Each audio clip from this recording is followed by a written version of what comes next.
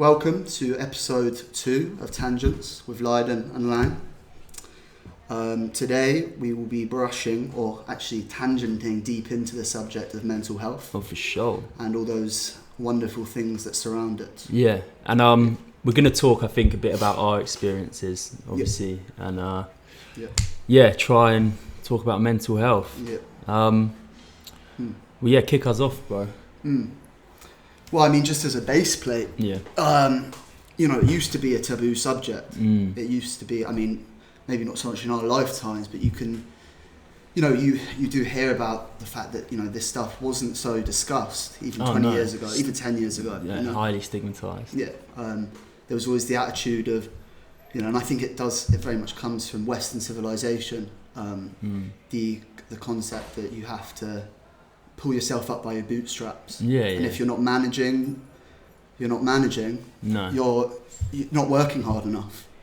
It's not to do with anything societal or in your own head. It's, you're not putting in the work. And do you think it comes down to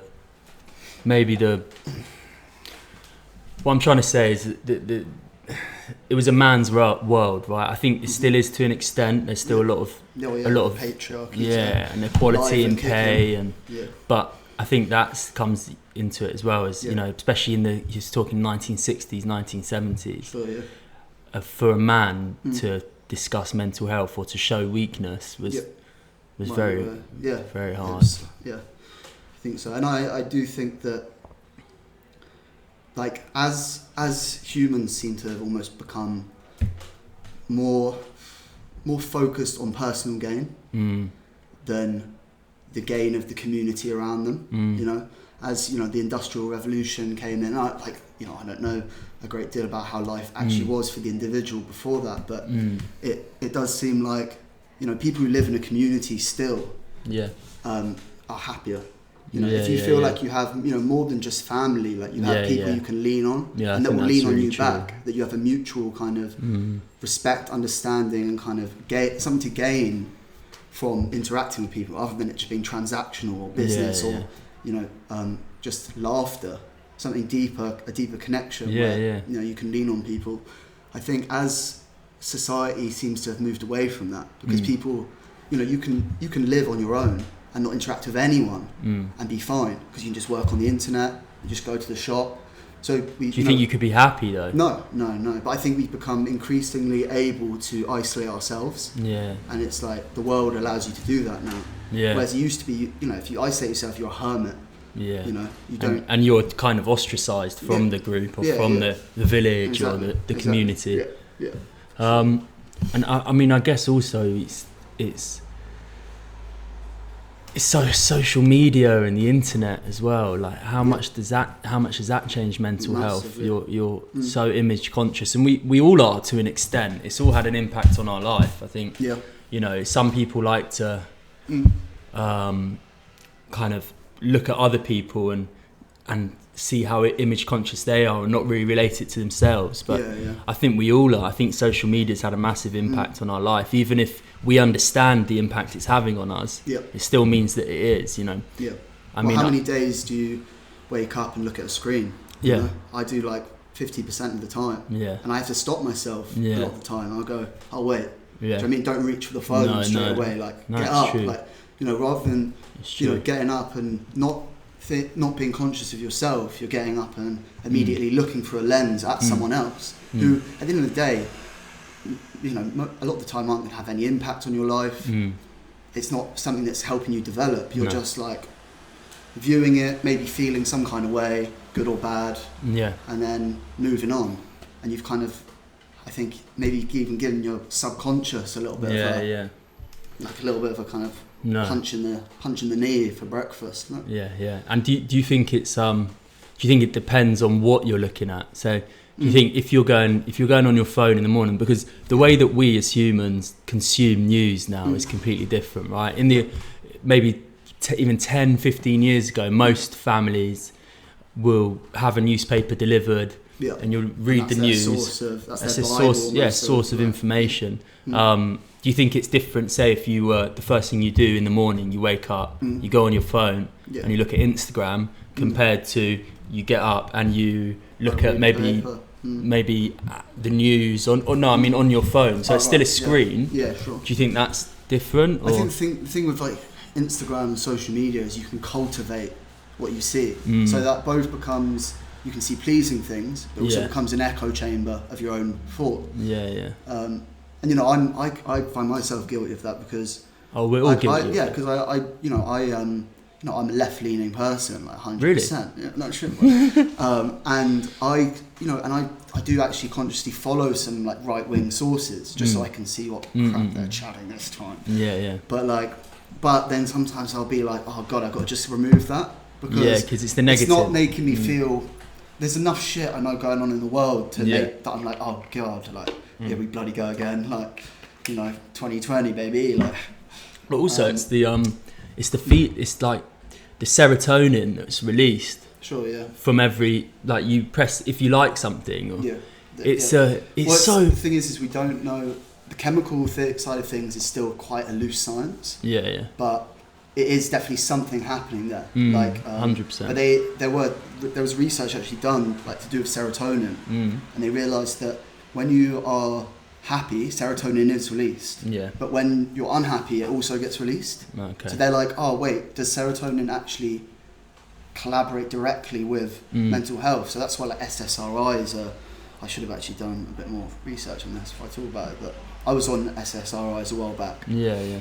And they zonk you out, man. The serotonin something inhibitors, and it affected me like my energy levels, but it didn't make me less depressed. No. And I was definitely in like a bit of a rut. Yeah, they're strange. Well, I mean, and this is, and I think it's a psychotropic drug. Yeah. Or maybe, I can't remember. But I was on them for maybe 2 months, and it was not for me at all. I know if you were to look into, and I've done this, I've looked into the mass school shootings in America. Yeah.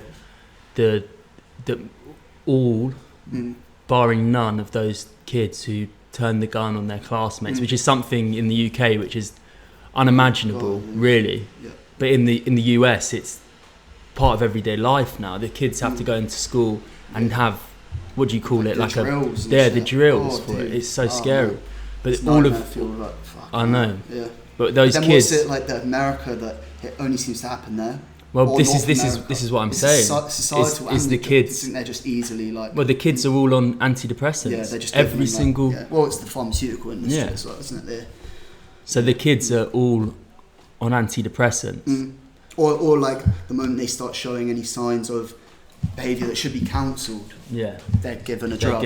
Yeah, whereas, because that's kind of what happened to me when I think it was when I was like 15, 16. And I went to a doctor just like, yo, I'm fucking depressed. Looking back on it, I think like definitely got a depressive element to my personality, but I think it was to do with like I was really struggling in school, because then I wasn't getting anything from it. No. I was like getting drunk, smoking weed, not exercising, eating poorly, just generally treating myself like a piece of shit. Yeah, I mean, which is one part of it. And like, look, I'm pretty healthy now. Like, obviously, I like a little sippy sip sometimes. Or a chicken nugget. A chicken nugget, exactly, and a couple of tokes, like, but nothing compared to what I used to. And I still feel depressed. But it's not like the overwhelming, like, like can't get out of bed, like doom is life scenario, which I used to be in. So it's like, you can never write off that stuff because we still don't know that much about it. No. But it's definitely, in my personal experience, just making some better choices with myself, and it's so hard to do that when you're in the spiral. But I mean, I know, I've. In terms of eating food, you're probably eating quite a lot of sweets, but your mum's a great cook and she always cooks healthy meals. Well, I don't really eat sweet. I try to avoid sugar now as well. No, but when we were at secondary school, do you? Yeah, don't even get into that. Oh my god. All right, so I mean, you weren't just like morbidly obese. Like, do you know what I mean? Like, wow. One stop on the way to school. Oh, dude. No wonder I didn't want to learn anything. I think about it. Just full of like bag of Tang Fastics at breakfast. Like. So let's look into education. So at school, do you think that there was enough there in place for you to kind of speak to some? Did you feel like you could talk to anyone, or nah. when I mean, there was, but not that I think about it now. Like there was definitely people, teachers and stuff that you felt cared more, but there still wasn't this dialogue, this knowledge. Yeah. Like, do you know what I mean? It was still a bit pushed under the carpet. It was all a bit up in the air. Yeah, like, you know, there's so many things about the world now that are so different to when we were just in school. That's not even that long ago. 10 years, like, so different. The attitude towards so many things, and it's mental health being one of them for sure. Like, because there were teachers I don't know if like it was even in most teachers' vocabulary at that point. No, most adults' vocabulary. No, did they understand it? No, it's still so hard to understand. It's still hard to understand. I think maybe our generation and onwards is starting to get better hand with it. And then obviously the science is improving, kind of, you know. But is it a scientific thing as much as it is a societal thing? You know, is it because we live in a society that's like not actually made for humans?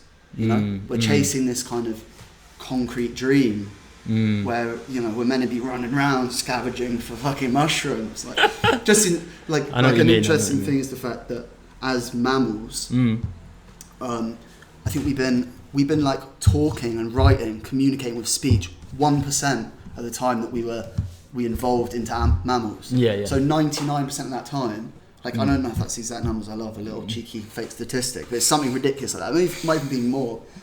But like, we were just, for so much more of our evolution, when we were communicating and trading and rampaging and pillaging and shit, we were actually just like fucking running around in bushes eating berries and like, do you know what I mean? Not talking. No. And so that's still a massive part of our brain, like our reptilian brain. Yeah, true. But our reptile brain and all that. And it's like, are we in, you know, we need to acknowledge that and be in touch with it. Like, we've evolved past that, but how much have we evolved past it? Maybe less than we'd like to say. No, it's like, am I still a bushman? No, we like, we have been conditioned to an extent. Yeah. We really, if you look at it, we've done it to ourselves. We've done it to ourselves in you know, we've chased shiny things. Really, if you look at it. Yeah, I do like shiny. Yeah, I think as humans we like shiny. A bunch of magpies on legs. Yeah. But no, I mean. So from your experience and what, in terms of the antidepressants that they gave, that what was the kind of, because I think it's important to go into that, and obviously from your experiences, when you went and saw like a GP, what was the discussion? I think it took 15 minutes. And you were just prescribed? And I was given SSRIs and propranolol, which is a beta blocker. Okay, so there was you got no counselling or they no... could see, I think, and it's no blame to the doctor really, because it obviously wasn't in their training. Like now it's different. Okay. Because I went in again like maybe 4 years ago or something, kind of wanting the same thing, because I was going through a tough time, and they really tried to not prescribe them to me. And eventually I was like, look, I just need something, take the edge off for now. And that wasn't SSRIs, that was just beta blockers for like anxiety and shit. Like it was very quick, man. I was surprised because at that age as well, I was like, I'm getting drugs. I just started smoking weed and doing drugs. And I'm like, the doctor's giving me some fucking drugs. Like, wow. And then I realised they weren't enjoyable at all. It was just like, ugh. And I think it kind of got rid of some elements of what I was feeling, but I think it definitely was not for me. And it might be for some people, but then you start to look into placebo and stuff like that. Of course. Do they actually do much to like the majority of people? It's questionable now. There's a lot of people saying, really, it's like 1% of people that the SSRIs actually work for. A lot of it's just a mental thing. But that's not to take away from anyone that does. And that helps them. Like whatever works for you, of course. But you know, it's like looking. I don't know. It's like, you know, for me it was taking any kind of med like that and like Valium and that shit. It's like you're just putting a plaster over a big old wound. You know, you're not actually stitching it. You're not you're not addressing it. You know, you're not. That's such you're just point, kind of like, what is it? Short-term solutions to long-term problems. You're not, well, so my experience from. You got to talk to someone, basically. You have to talk. But from my experience, obviously we went to school together. And I remember, you know, you were on certain medication, but it was more like dressed up as anti-attention deficit. Do you know what I mean? It was like it was a weird, I know, it was, you know, it was like what's it called? Not ADHD, but ADD. It was like the it was attention. just zonk me out a bit, I think. But for me, it was like I kind of, excuse me, I grew up from 5 years old playing football. Yeah. Quite a testosterone male environment, and I genuinely, this is the truth. I genuinely didn't believe that people could. I thought people were weak who had mental health. Yeah. As a child, I just thought. Yeah, sure. You didn't have it. No. I was playing football so much, and I was good. That and was your drive. That was my drive. I had a passion, and that's. Yeah. And I thought, a massive thing, I guess. And I really did think, but people are. How can you be, you know, there's unhappy? There's all this stuff to do football, and go play football, exercise, and. Whereas I'm shit at football. So. CDM maybe. Open the legs up. Yeah. Get the elbows out. But no, I really did.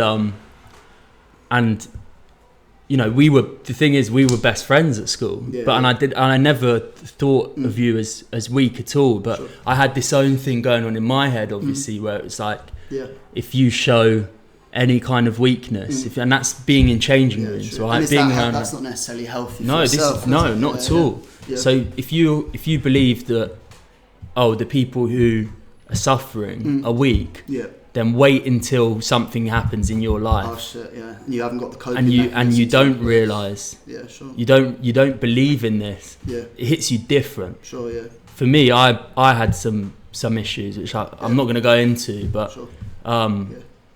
And when that happened, it was.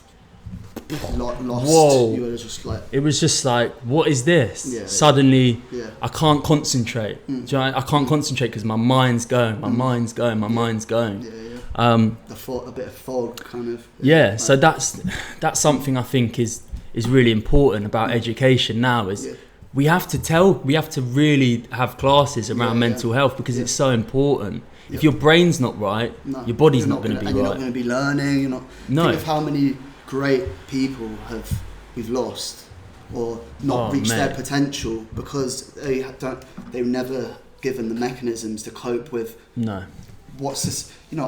I think a lot of depression is society, and it's like, and I think a lot of it is actually society in your own life. It's not, there's not something wrong with you, you can take control of it, but it's not easy. I do think a lot of depression is that case, and I'm not out of the woods by any means. No. But I think taking that control away from it being a disease you have that you can't cure, to saying, you manage know what, this is me. And I can take this fucking bull by the horns and manage it, and do it's certain never, things. Like at the end of the day, I don't think this world that we live in, this material kind of world, is ever gonna. If you are like get depressed easily, I don't think you're ever going to find it easy to live in this world. No. So you have to find a way to either manage it or create a space for yourself that you love and enjoy, rather than getting all trapped in, it's something wrong with me. It's not necessarily. Like, I don't know. And I think also, if we don't have the mechanisms to cope, and we're not taught this stuff, a lot of people aren't going to teach themselves these things because it's scary to delve into. Course. You just let it overshadow you. And be this kind of skeleton in the closet that's fucking there. Like, or you don't believe it. Or you don't believe it. That won't happen to me. Go to the doctor and get yourself numbed out. Like, exactly. But and then it's like you said, it's a short-term solution for a long-term problem. But one thing I wanted to say as well is actually, I think the whole thing of, about mental health as well and depression, and I think sometimes you can get really lost inside yourself, and I think from the conversations when I had I had about six months about 2 or 3 years ago where I was just I didn't want to go to work. I was working in the sea. I didn't want to go to work. I had certain things going on in the background. I had to pay a lot of money for certain reasons and pay for stuff, and it was all and you weren't sharing it with people. And I didn't share it at all. I just dealt with it on my own, which really, in one sense, I feel like I'm stronger for it. Sure. Like, Yeah. but in another sense, I feel like it was more painful than it had to be. It was more painful than it had to be. Yeah. Yeah. But then you've learned from that. Yeah. I mean, but yeah. No, for sure. Definitely. But one of the conversations I had, like, I was ringing up the helplines and stuff, and they were saying, you know, just stop, try and think about others. And it's such an easy thing to think of. Like, you know, sometimes you can get so pent up with yourself. I'm the only person, this is my, you know, what's going on in my head, but I think, you know, if you can somehow try and think about others, and I think you're someone who you do care about other people, man. And you do enjoy, you know, thinking about other people, and I think that helped. I mean, you tell me, does that help? Well, I think that's true. Like, I think if you're depressed, I think a lot of people who do suffer from chronic depression, like I've been diagnosed with, it definitely might be more empathetic, just naturally. Okay. They feel others' pain more because they can relate to it, or they want to be there for people because they're not there for themselves, or they want those people to be. There's so many reasons, I think. Yeah. But also, I think that if you think about others, like if you're getting really wrapped up in your own thoughts and your own kind of version of life, you just start to look at those who you love, those around you, and think, are they okay? Or why are they okay? Or how are they okay? Or are they do they seem okay, but maybe they're not? And just get talking to people. That's it, really. Like, for and sure. it might be uncomfortable at first, but so many people want to open up and find it a bit hard at first about some stuff, but once you get the dialogue going, you realise it's the most natural thing to talk about how you feel. You know, it's more natural than talking about fucking politics, like, do you know what I mean? Like, or fucking football, like, you know, and it's talking cathartic. about your emotions, like, is the base plate of human civilization, probably. I don't fucking know. Or pillaging, maybe a combination, like, and gold. Yeah, and I mean, you have to look at. You only have to look at the statistics between what's the biggest killer in young males in the UK. Yeah, it's taking their own lives. Yeah. So, as men, are we kind of programmed? Not the wrong word. Statistics in women as well, is it? But I mean, it must be. I'm sure. I know it's not as many. Yeah, it's not at all. But yeah, it's but as men, and we're not programmed, but society means we, not so much anymore, but I think definitely when we were growing up, it's like, you know, and I wasn't brought up like this, but I think society as a whole, as a man, you know, you have to be this strong, you have to be a rock, the man of the house, the man, all that kind of stuff. It's ridiculous. What house have you gone to where the man is the man of the house? Yeah. I'm sorry, it's always the woman, it's always the mum for me, you know? Yeah, true. The one who keeps everything together. But well, it's just like gender's just a dynamic thing. Yeah. You know? And it's like I don't know, like fucking the fact that there's been set roles for so long has definitely held humanity back 100%. Yeah, like, for sure. And it's starting to change, but still not completely, like, in terms of stuff. But I mean, that's enough. Yeah, do you think, like, if it was more normal in society for men to be in touch with their feminine side, so the traits that we traditionally would consider feminine, which I think now are just, do you know what I mean? Like masculine, feminine, like, what the fuck does it all mean? Like, I believe in sex, but gender, like, who cares? Like, nowadays, it's fluid, it's isn't fluid, it? Like, you know, if you want to be a whatever, be it. Like, of course. Be whatever you bloody want. Like, you know, you might be born one way and then fucking change it. Like, people who care about other people's bodies like that need to get a grip. Well, it's their problem, isn't it? It's not. But then they inflict it on others. But that's for another time, I think. I get angry. But like, I think if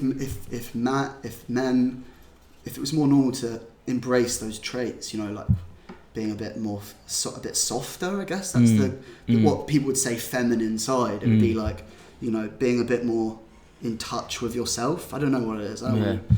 Do you know what I mean? I think that's like. I think so. Yeah, I think so. I think to be more well-rounded. In the human experience, like, you don't have to be tough. You know, it's alright to be tough a bit at the time and then soft other times, or just be just loosey goosey. Yeah. Have a cry. Like, yeah, of course. It's right now. That, But no, yeah. I mean, it's a real hard one because we've both, lost people close to us and who have struggled with mental health. Not to go into that issue at all, but you question yourself. What did I? How open was I? Especially, the person I lost was someone who I loved. Was someone who some of the conversations we had changed my opinion, and I think it's like you alluded to earlier. If you, and I'm not saying this to kind of jump on anyone's beliefs or anyone's ideologies, but if you look around at the world and you see what's going on, and you really, and you educate yourself and you read, you're definitely more susceptible to mental health issues because ignorance is bliss. Yeah, there's this overwhelming but then even I think true, and I do think that's not the case for everyone. No, and when I say ignorance is bliss, the saying means ignorance is bliss, but that's not a good thing. That's bad. That if you're ignorant and you don't understand what's going on in the world, and you can't see that people are starving around the world, you can't see that there's a whole Western emergency impending. The world's happening now, fucking. Then you can be ignorant, but but I think that's the thing as well. Is it's I think it's important to be educated, but it's also important not to allow yourself to drown in that stuff. Yeah. Because it's easy to be sucked into this vortex of doom and gloom. There's so much beauty, so much great stuff happening in the world. We live such blessed lives. And that's an important thing to think as well. To really treasure that, and then look at the world and think, all right, how can I make a positive impact in some way? What can I do? It doesn't have to be big. What can you do from your bedroom to planet Earth? Whatever scale you want, but just be a positive change. If you feel weighed down by the stuff around you, the only thing that you can really do is to try and be the opposite of that negativity. Because otherwise you just get bogged down in it. You feel lost, alone, scared. It's scary thinking, what's the future hold for humanity? God knows. But I think exercise is really important. Is good, if you can, diet is important. And also for me, personally, reducing my intake of drugs and alcohol, 100%, massive, 100%. Especially alcohol. Let's not pretend that drugs. Let's not pretend that drugs don't have a bad impact on mental health. And alcohol, dude, that shit's fucked up. Yeah, that shit is bad. And I still drink. It's depressing. Don't get me wrong. Same. I'll probably have a drink tonight. Yeah. Well, no, and that's because we got mates here. But I'm actually cutting it down. You are, yeah. But that shit, man. If you binge, the next day you feel bad. Dude. And in the head, it's all over. Why do we do that to ourselves? My thinking's clouded. And the culture behind it though as well. It's so normalised. But there's so many studies done saying alcohol is the worst drug there is. And why it's such a big money maker. That's it. Of course. It's why gambling's so prevalent. It's a similar thing. Isn't it? It's not. Doesn't benefit anyone. But I think and a bit of alcohol's great. It's calm. Don't get me wrong. A nice couple of cocktails, social drinking. Everyone can do whatever they want with their body. You open up to your friends. But at 16 years old, I was binging. And I didn't know how bad it was. I was I see it on the telly all the time. It's all fancy and look at us. Fuck it, let's go smash 10 Lamborghinis. Fall asleep in the playground. One thing I would say is, from my personal experience, and after I had a period where I didn't feel, I wasn't really depressed, right? But I noticed the difference, right? I didn't want to be at work. I used to enjoy, even though my job, it wasn't the best job in the world, working in the city. I'd love the people I was working with. I had great friends. I got a buzz going in the morning. But I got to a point where I could not be at work. My brain was not there, bro. But do you know what? Smoking a bit of cannabis actually made me kind of love myself again. Sure. Yeah, well, weeds, I don't smoke a lot anymore, but it's a medicine. Yeah. If you don't abuse it per se. Exactly. Definitely, it's an ancient fucking plant. The human brain's wired to get stoned. But just it's not wired to get drunk. No. Drunk's some other shit. It just blocks your synapses from firing. It doesn't like plug in like THC. But let's not pretend and I know from experience, if you are abusing, smoking weed. Oh, dude, yeah. Come on, like anything. Like anything, moderation. Yeah. I mean, you got to talk about like magic mushrooms. Like, oh God, should be available. Like, yeah. You know. Yeah, they make you in touch with a whole complete different. Like, yeah. But again, spirit maths. Like, you don't like abuse alcohol, it. You're way more likely to do something stupid and reckless drunk. Oh my God. Than anything. Like, why is it legal? I know this is this discussion that's been had billions of times by now, so let's not bother getting into it too much. But it's just ridiculous. And I want to do whatever I bloody want with my own body. Why do I have to wait 2 weeks to get shrooms? Like, take them once a month, and it's like gives you a good perspective. I think on a little step out. Like, no, but it's also important to say that it's different for every person. Some people don't react well to mushrooms. They don't react well to weed anymore. I used to. Not anymore. And not so much. Like, a little bit's alright, but that's weird. Like, well, not weird, but how that happens. Like, I used to love smoking up, and then now if I smoke like half a joint of high grade, I'm like. Do you know what I mean? Like having a little girl in my chair. Like, I've been thinking, like, what message did I send to X 7 years ago? But then I will have moments where it's like I get super creative. I'm almost like pranging too much to do anything about it. Like, it's a funny one. Yeah. I feel like I reckon in 10 years I'll be able to get stoned again. I feel like coming back a little bit. To not blow out my like receptors again. No, exactly, and not smoking too much. But if you just if you can every now and again, I genuinely believe it helps. Yeah.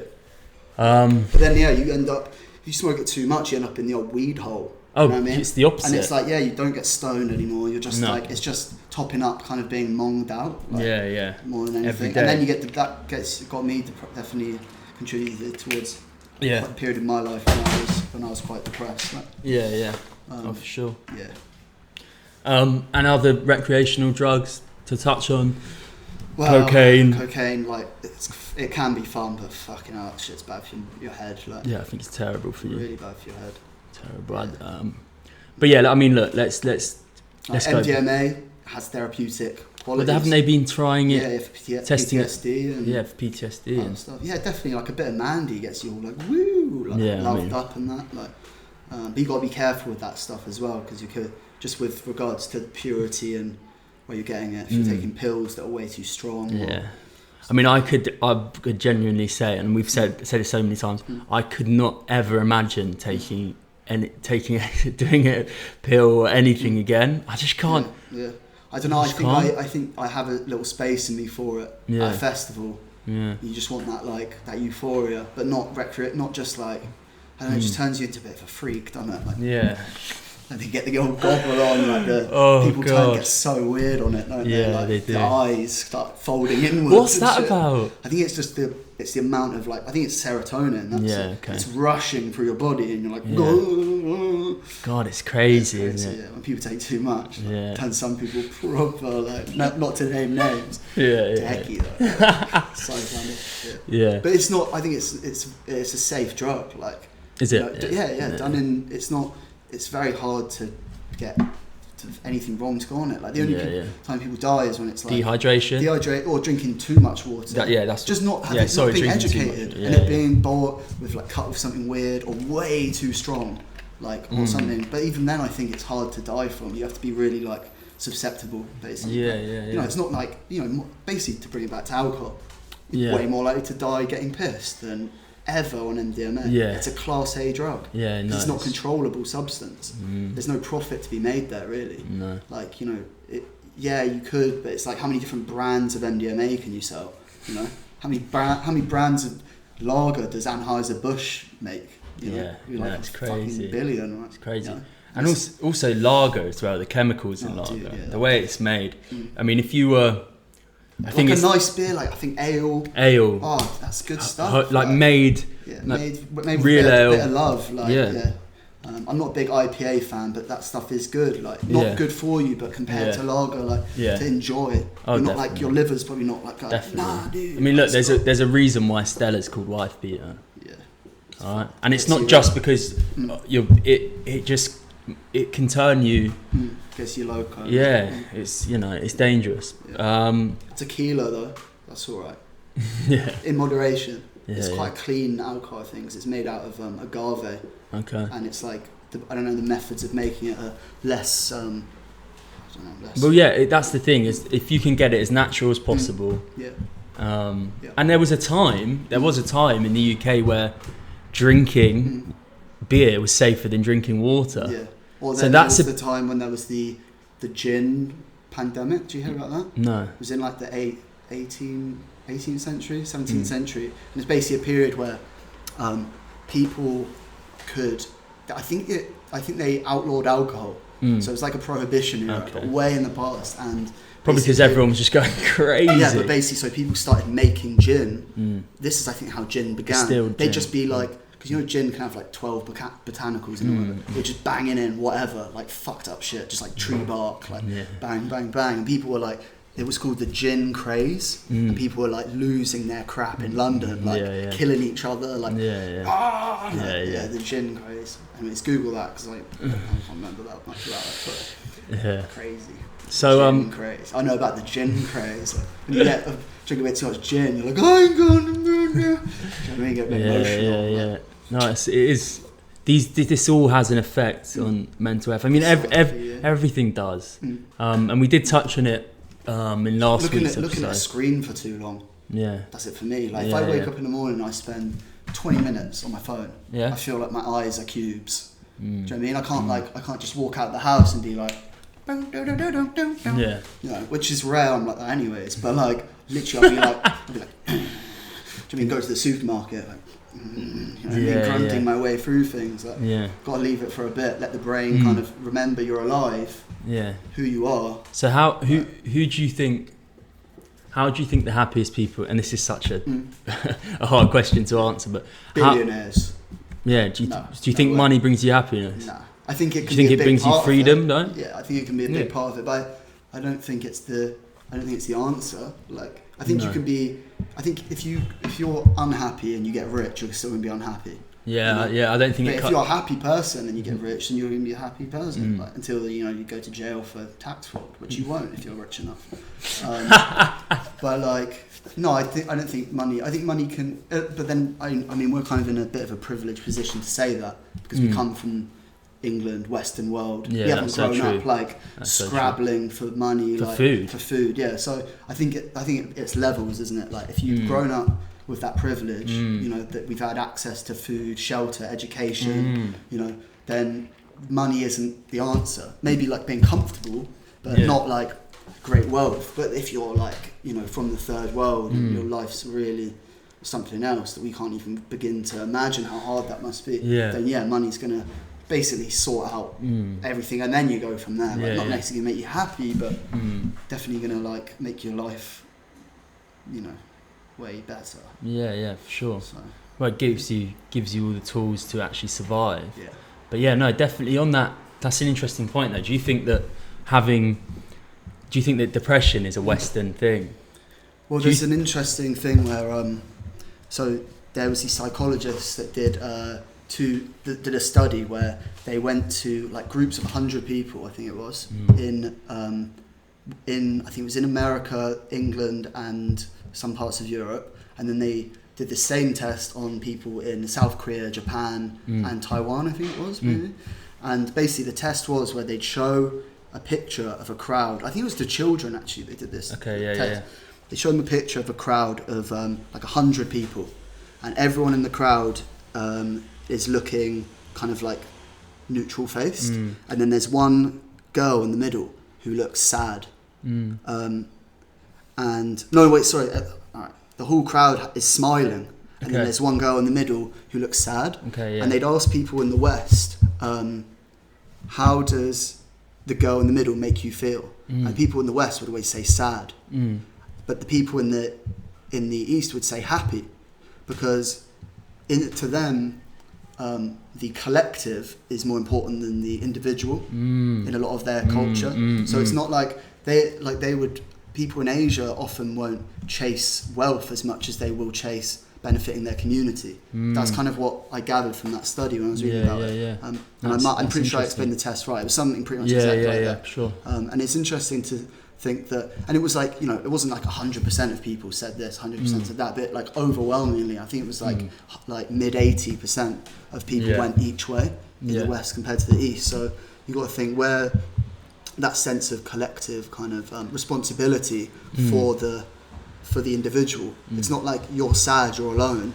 It's like you're sad, but look at all these happy people around you. You'll soon be happy again. Yeah. And then obviously Japan has a high suicide rate, like really high. But it does. I think that's more to do with it's more of a culture. Well, also Japan economically is for how small it is. Obviously taking away China and India, but for how small it is, it's got so much on the men in the society. In society. Well.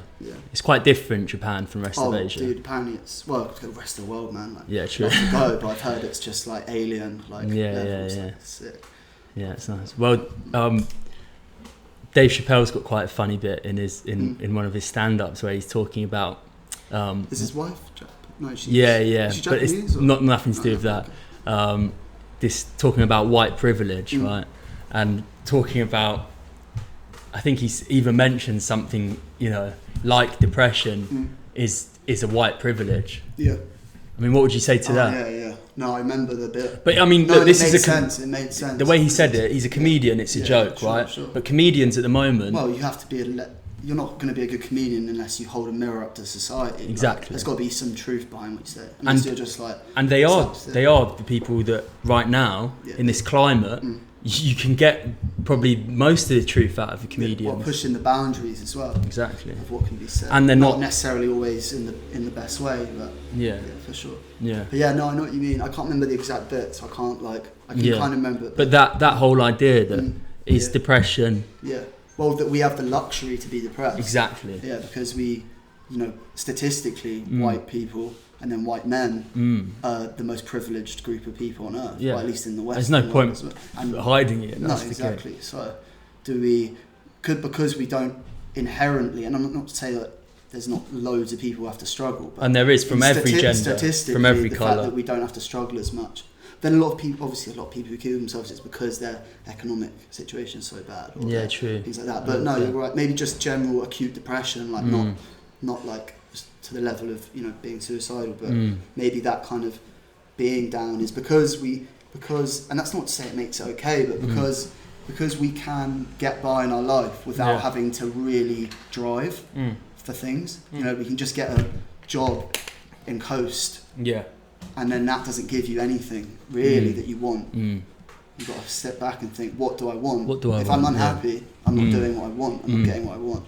And obviously, if you're not, it's different if you have family or if you have commitments. You have things. Of course. But if you don't have any of that, if you're just a one-man show in terms of like financial responsibility, then it's kind of it's easier to kind of let yourself get into the funk, maybe. And it's proven that in terms of creative people, they suffer from depression way more than someone who's less creative. Maybe it's because it's also harder to be successfully creative in this world than a lot of other jobs. Well, it's hard to be creative, full stop. If you're creative, and then if you're depressed, it's even harder. So. So it's a whirlwind. It's a whirlwind of legendariness. Yeah. I don't know. Have you got much more to add? I mean, I think we've covered quite a lot. Maybe for another day. Yeah, for sure. I don't. Yeah, I mean, it's the kind of subject I think will come up. Yeah. More like often because it ties in to so much in life. Just why why is humanity seem to be struggling? Yeah. And it's there's so many things, but obviously mental health is a big part of that, and the health of humanity, the mental health of humanity as a collective, is it a bit like and if people who are watching this are struggling, what would you say to them? I'd say just talk to people, talk to friends, family. Don't be afraid to talk to me if you want. I mean, just like there's so many people out there. You're not alone ever. You're not. There's so many people, and even if like you think that because you haven't heard from someone for a while, or that everyone's got their own shit going on. Exactly. You often to be in people's thoughts, you have to put yourself there. So and then people will like you know, most people are good people, I think, inherently. There just happens to be quite a few bad apples that, you know, through whatever means, greed or selfishness, spoil society. But I think people generally are good and confused, you know, and you just got to talk, like, open up your mouth and get some bloody words out. Yeah, definitely. Yeah. And I think getting outside, I know that sounds like such... No, you're right. If you in touch with nature a bit. Or if you can go for walks. On some sand, like, no, if you connect, no, don't do that. Do that. You ever had sand in your sandwich? Yeah, sandwich, yeah. Just get some fresh air a little bit. Yeah, just go hug a tree. Something. Take a little run. I know I hate running so much, but afterwards I always feel good. Like, little natural high. Well, what was, you know, Tyson saying about the benefits of running over running outside in the nature? How aware you can be. You're aware of everything around you. You notice a squirrel running in everything, even with your headphones in. Yeah. It's even worth the pain that it's going to cause on your knees, the joint strain, everything. To have that connection with the wild, so important. It's second to none. Yeah. And I think also if you live deep in a city, like, get out of it occasionally. 100%. You know, just take a little trip. Like, you know, it's like it's within your reach. See the countryside. Like, you know, going to your local park isn't quite nature. You've got to submerge yourself in it, I think, like, to really feel the benefit. Sure. You don't want to be seeing too many other people or hearing cars or you know, seeing cut grass even. Like, you want to be in there, like, you know, smelling a bit of pine. And what about take a packed lunch? What about role models in society at the moment? Reality TV stars. Gandalf. What do you think about that? What do you mean? Well, that people aspire to be reality TV stars. Don't bother. Yeah. Do you know? Like, I don't know. I just think, well, obviously we got this fucking whole movement of, like, just trash. But it's fine. You know what? It is what it is. It's like the people who subscribe and, like, become part of that would have been something like that anyway. And we are now YouTubers. There you go. Woo. YouTube. Like, comment, subscribe. Subscribe, please, because we need to get our subscribers up. Yeah. The more people see the videos, like, for sure. Goes into the old algorithm and just. I haven't got much more to add. I think we covered quite a few topics. We're always going to touch on mental health because it's part of our lives. It's part of everyone's life. It's parts of everyone's lives. And if you are struggling, it will get better. Will get easier. Just focus. Like, just get your head out of the kind of the noise a bit. You know, like nature or just talking to people about stuff other than. It doesn't even have to be about mental health. Just remembering that you've got people there for you. Like, and if you don't feel like you do, you do. Yeah, I bet you do. I'm sure you do. I bet you do. No one's that much of an arsehole. Like, I mean, I can be sometimes. Me too. Yeah. All right, let's wrap this up. Right. Love you, leave you. Yeah, like, comment, subscribe. Please subscribe. It's how we get more content out there to the people, to the world. Worldwide FM. All right. All right. Ciao.